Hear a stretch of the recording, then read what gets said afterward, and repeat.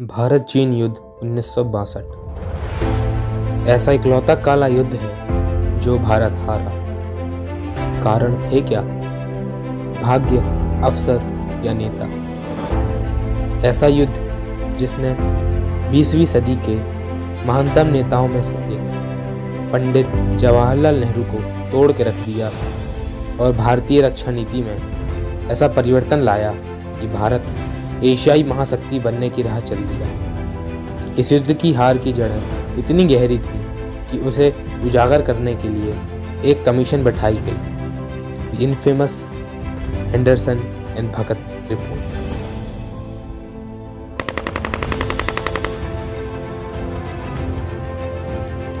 बासठ के युद्ध में भारत की हार का कारण चीन का धोखा है।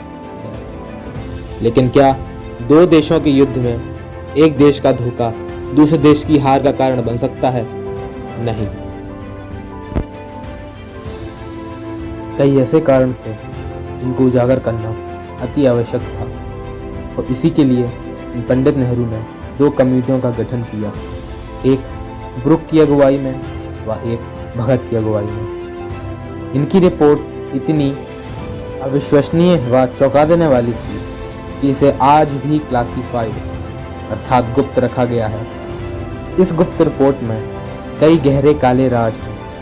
इस रिपोर्ट के अनुसार युद्ध में भारत के साथ सबसे बड़ा छल करने वाले शख्स थे भारत के तत्कालीन रक्षा मंत्री कृष्णा मेनन। जब भारत में चीन के काले बादल मंडरा रहे थे उस वक्त वो लंदन में मौज बना रहे थे। जिस वक्त उनको भारतीय लीडरशिप के साथ, मिलिट्री लीडरशिप के साथ मीटिंग पे मीटिंग, बात पे बात, स्ट्रेटजी, रणनीति सब बनानी चाहिए थी, उस वक्त वह लंदन में मौज मना रहे थे। और यहाँ तक कि इन्होंने भारतीय वायुसेना व नौसेना को युद्ध में सम्मिलित तक नहीं होने दिया। इन्होंने यह बयान दिया था कि अगर वह भारत की नौसेना और वायुसेना को, जो कि चाइना पे भारी पड़ सकती थी, उनको युद्ध में उपयोग करते तो युद्ध और बढ़ जाता। इन्हीं प्रकार की मूर्खताओं के कारण इनको 62 के युद्ध का सबसे बड़ा कलंक माना जाता है। दूसरे व्यक्ति जिनकी भूमिका आज के समय में इतनी बड़ी होती है कि उनको प्रधानमंत्री और रक्षा मंत्री के बाद तीसरे नंबर का दर्जा दिया जाता है। जी हाँ, सीक्रेट सर्विस के इंटेलिजेंट ऑफिसर्स। जी हाँ, उस वक्त भारत में रॉ तो नहीं थी, पर रॉ की parent agency IB intelligence bureau थी। वह इसकी अगुवाई BM म्यूलिक कर रहे थे। उन्होंने इतने शर्मसार कर देने वाले फैसले लिए जिस कारण भारत 62 के युद्ध में बहुत ही बुरी तरह हारा। और इन्हीं गलतियों की सीख से रॉ का जन्म हुआ। तीसरे व्यक्ति थे लेफ्टिनेंट जनरल BM कॉल। ये नेहरू के सगे संबंधी थे।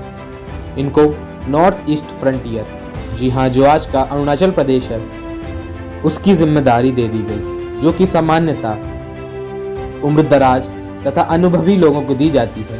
वह जिम्मेदारी इनके प्रिय निठल्ले अधिकारियों को दी गई।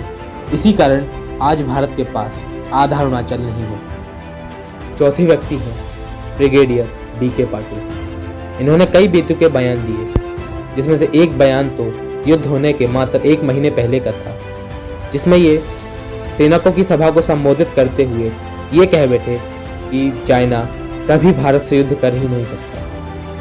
इनकी इसी प्रकार की गलतियों के कारण भारत चीन से युद्ध हारा और इन्होंने भारत के सरेंडर करने के 1 दिन बाद इस्तीफा दे दिया। पांचवें व्यक्ति हैं थल सेनाध्यक्ष VM थापर। इन्होंने कृष्णा मेनन की मीटिंग में कई बार यह बोला था कि भारत की फॉरवर्ड पॉलिसी के विरोध में चाइना हमला कर सकता है और साथ ही गलवान में कोई पोस्टों पर कब्जा भी कर सकता है। गलती इनकी भी थी, पर इनकी सारी गलती नहीं ठहराई जा सकती। और आखिरी व्यक्ति हैं तत्कालीन प्रधानमंत्री, भारतीय सरकार के चेहरे, पंडित नेहरू। इस रिपोर्ट की चौंका देने वाली बात तो यह थी कि पंडित नेहरू का ये दोष नहीं है। अगर राजा के सभा सदस्य काबिल न हों तो विफलता का सारा दोष राजा को नहीं देना चाहिए। आज के परिवेश में भारतीय अर्थव्यवस्था की हालत बहुत बुरी है। तो इसका दोष अगर आज के प्रधानमंत्री नरेंद्र मोदी जी को दिया जाएगा तो वह गलत है। इसी प्रकार सारा दोष नेहरू जी पे मढ़ देना गलत है।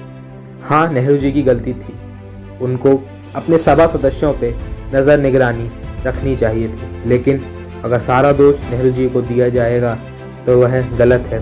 और इस रिपोर्ट में इसी बात को उजागर किया गया था कि नेहरू जी गलत तो थे, पर हार का सारा ठीकरा नेहरू जी के ऊपर नहीं फोड़ा जा सकता। फिर भी इस लड़ाई का सबसे बड़ा कर्ज नेहरू जी ने अपनी जान से चुकाया।